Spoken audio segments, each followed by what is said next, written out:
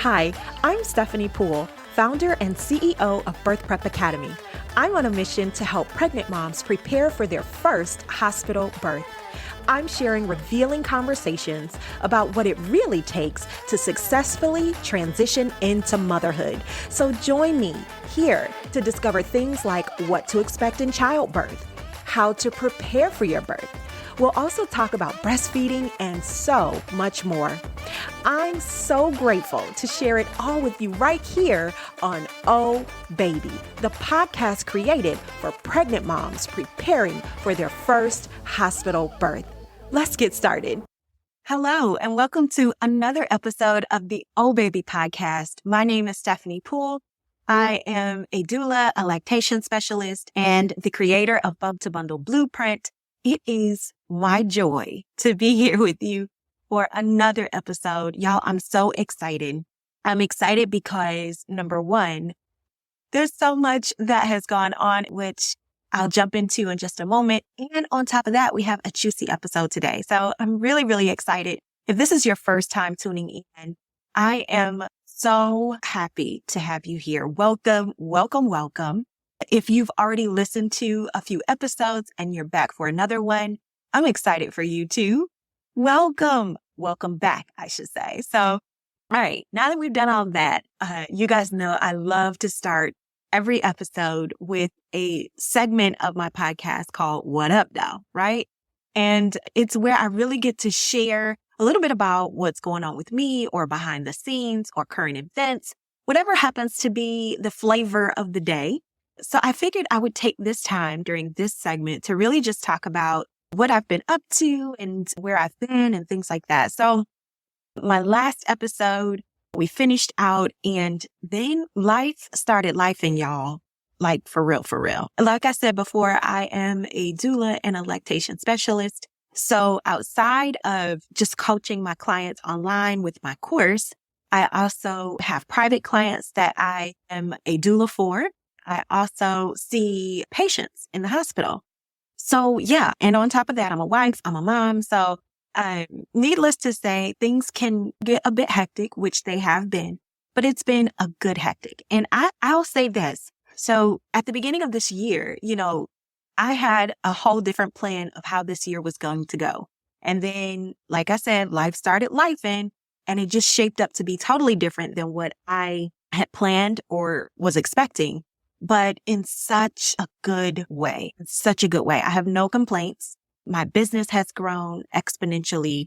I have been assigned to the most fabulous patients and clients that I could ever dream of. And so, yeah, if I have to be busy or if my life has to be full, I'm very content with the type of fullness that I'm experiencing now. So just wanted to put that out there. As far as everything that is going on. So I will definitely in the next few episodes give you a preview of what you can expect coming up. I have so much that I have mapped out and outlined to bring to you for content. But let me just say this while I'm thinking about it.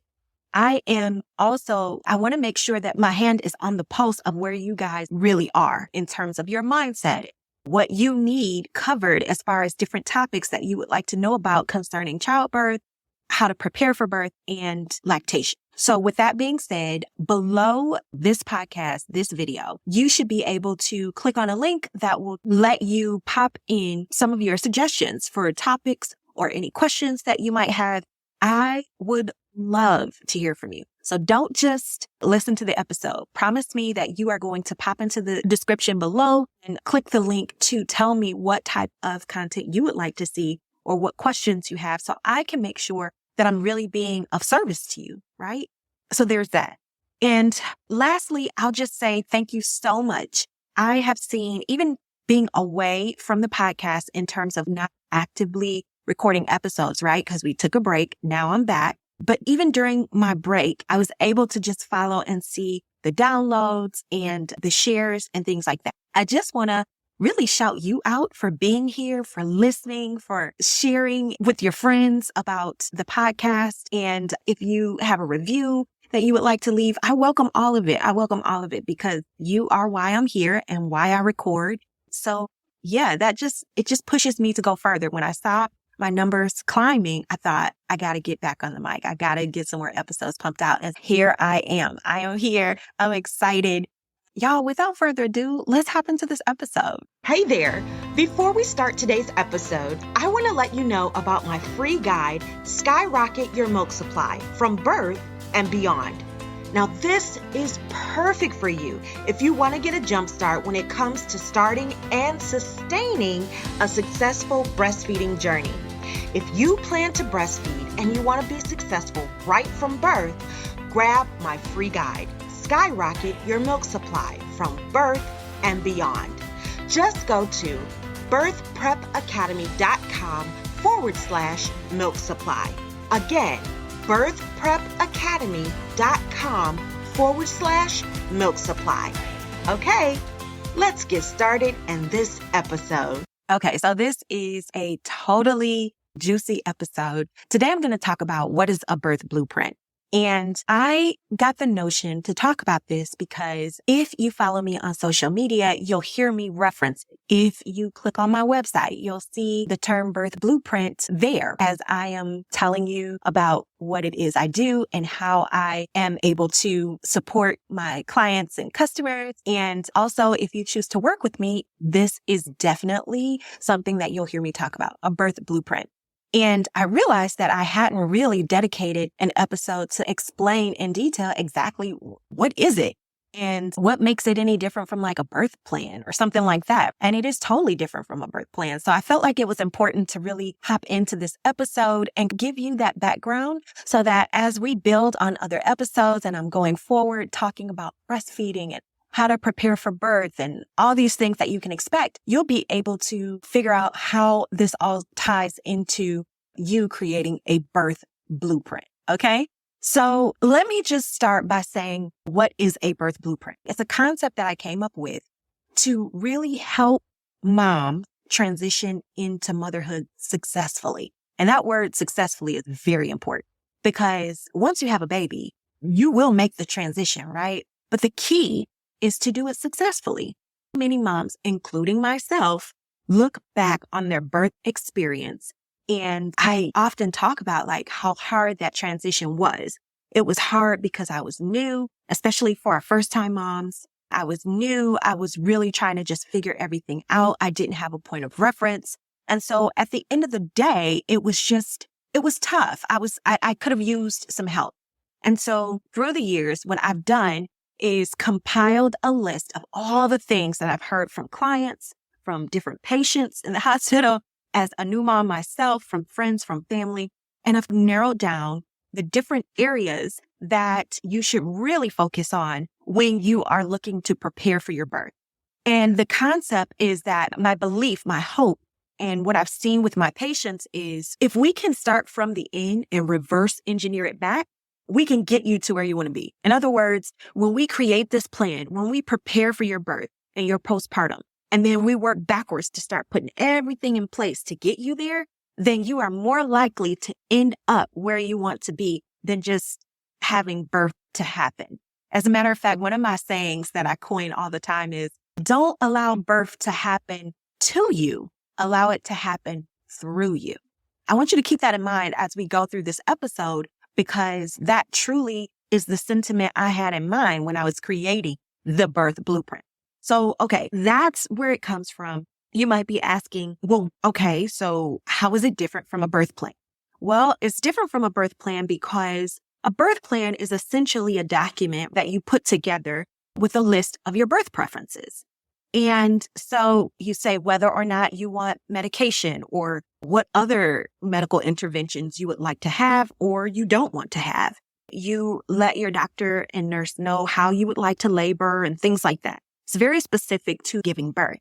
The birth blueprint is definitely different. It's more comprehensive. It's not just to prepare you for birth, although that is a component that's included. We definitely cover that. But I target 4 other areas. So there's a total of 5. We talk about the birth, but we also talk about some other categories, which I'm going to hop into in just a moment. But these categories allow you to prepare for birth in a more comprehensive way. So you feel more supported. What I found was that a lot of my clients, a lot of the patients I see in the hospital, a lot of women that I've come in contact with, friends and family, we all have the same sentiment where we felt like we needed a little bit more support because we didn't expect things to be as involved as they are when you're talking about birth. And so in regards to that particular idea, I created the most common categories that will provide that extra support that you'll need to help get you through that time of transition into motherhood. Okay, so now you're wondering, well, what are these categories? I'm so glad you asked because I'm going to jump into that right now. Hi, Mama. Got an empty hospital bag? No birth plan? Or how about this? You want to make a birth plan, but don't know where to start? No problem. Today's episode is brought to you by Bump to Bundle Blueprint, an online program designed to help you create a stress-free birth blueprint in 6 weeks or less. Listen, if you think you need help preparing for your baby's arrival, you absolutely do. Check out our wildly popular free masterclass titled 3 Mistakes First-Time Moms Make When Preparing for Birth and What to Do Instead. This masterclass is chock full of all kinds of valuable information, like my 3-step framework for creating a stress-free birth plan, the #1 way to have a positive birth experience, and the secret to transitioning into motherhood like a boss. If you're pregnant and want to learn more about our proven method to help you prepare for your first hospital birth, click the link in the show notes. See you there. Okay, so the very first thing that I like to tackle, and again, all of this is inside of my signature program, Bump to Bundle Blueprint. I'm going to extract that out for you today and lay it out because and make sure you're taking notes. Let me pause and say that. Grab a notebook. If you're at the gym or if you're walking or at work when you're listening to this, make sure you go back and re-listen to it so you can take notes because I want to be able to provide you with value. I want you to transition into motherhood successfully. That's just the point of me having this whole podcast, right? And so when I give you these different categories, I want you to really take it and make it your own. I'm always here to help you with that step-by-step guidance inside of the program. I'm convinced that if you implement what I'm telling you, you'll be able to have a comprehensive plan for birth to help you transition successfully. There's that word, right? Okay. So with that being said, the first category that I always recommend is your finances. Now, this has nothing to do with giving birth, with how your body changes or postpartum, but it is so necessary. From the moment you find out you're pregnant, after the shock has worn off of getting that initial news, after you've had time to really settle in to the idea of becoming a mom, I want you to sit down and look at your finances. I want you to figure out how will it look for you to be off work in your postpartum, in the immediate postpartum after you give birth. What does that look like for you? Do you have enough money to cover your monthly expenses? What are your monthly expenses? And do you have enough money? I want you to ask yourself, are you prepared for any extra costs that comes with actually giving birth? So I want you to look at your insurance coverage and what extra expenses may be left over if your insurance does not cover birth 100%, especially if you're here in the United States. Now, when you hear me talking, I'm specifically talking about the United States, but this could very well be applied anywhere. I happen to live in the United States, so that is where I am referencing, but it could be applied anywhere.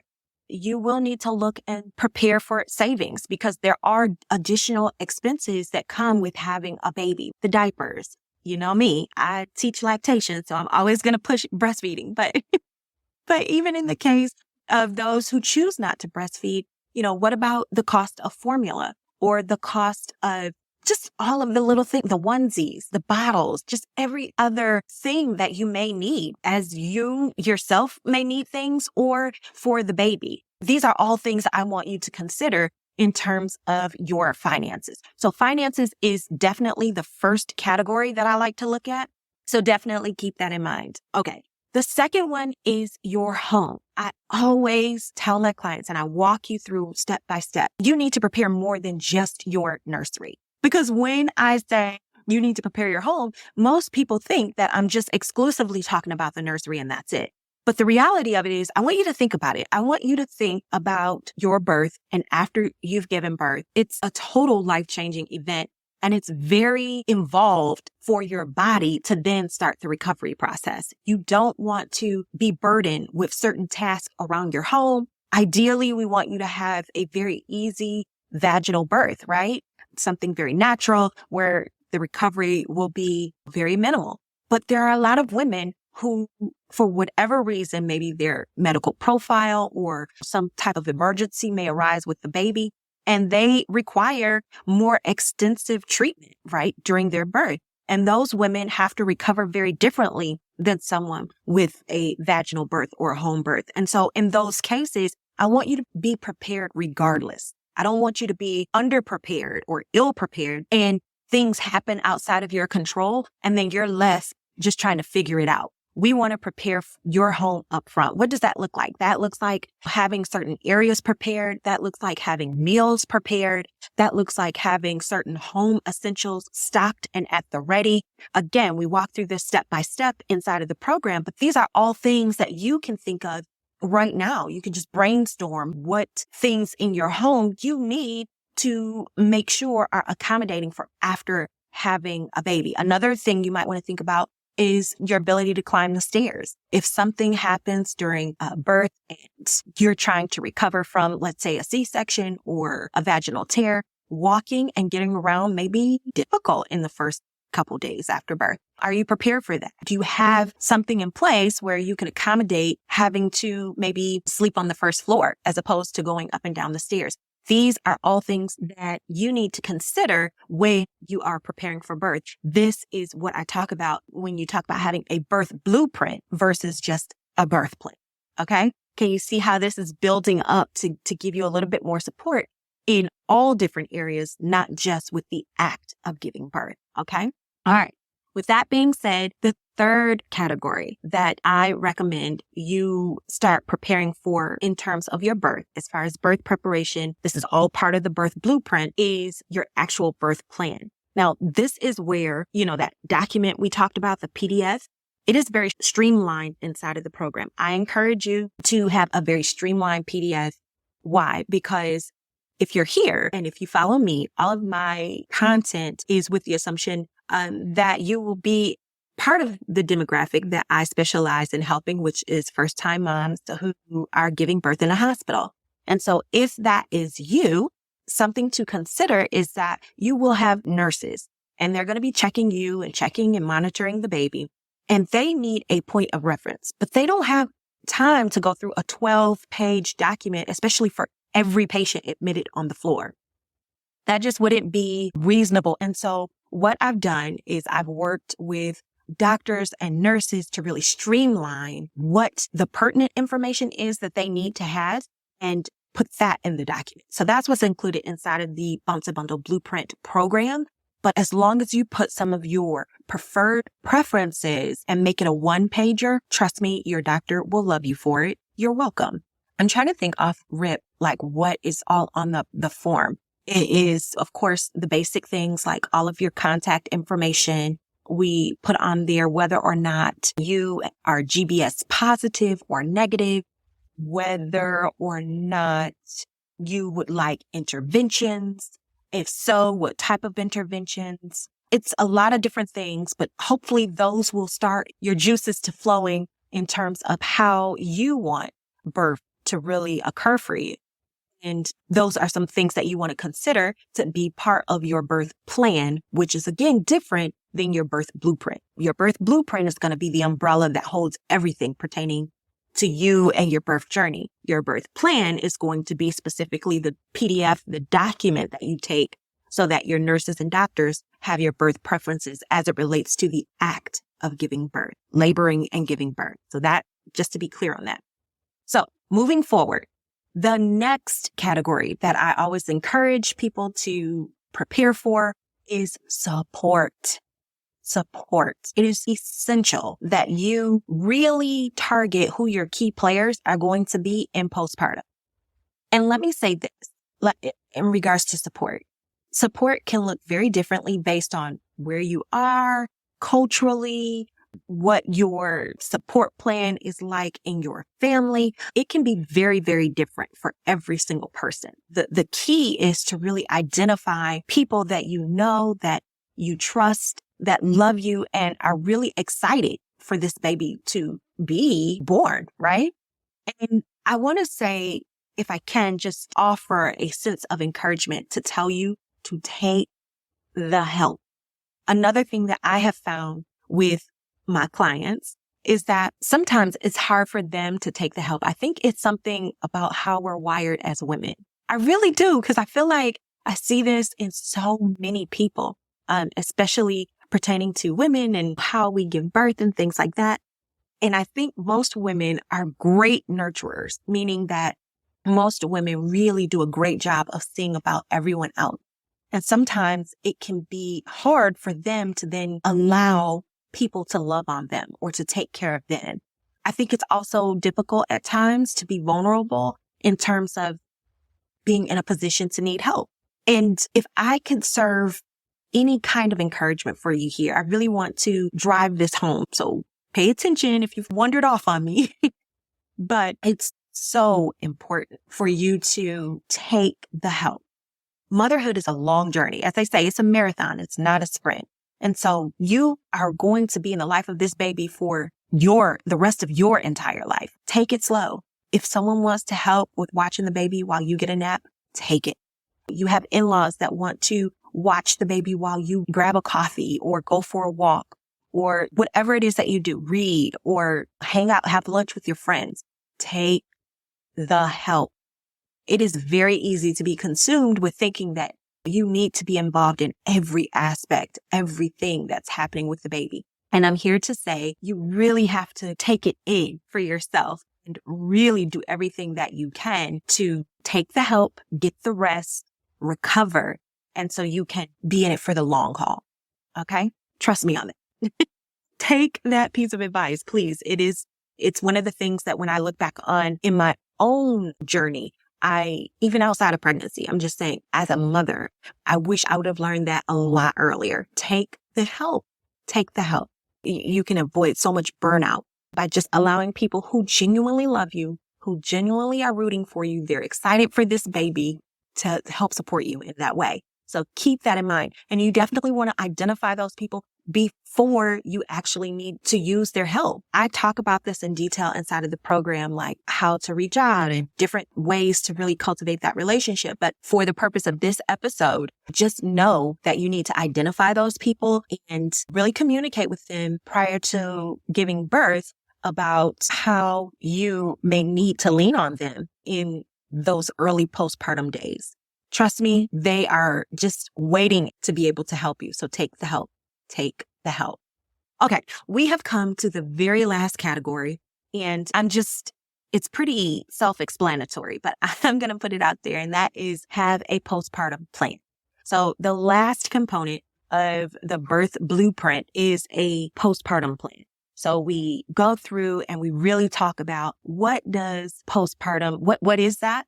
What could it potentially look like for you? What does it look like for your baby?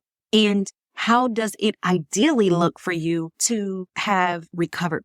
What does that look like? Because then we start putting all of that into place when we talk about planning your postpartum.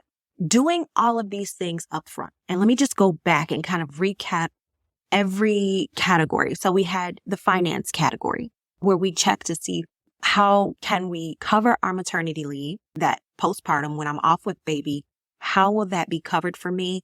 And can I really afford these additional expenses? What can I do to start putting away to cover those things, right?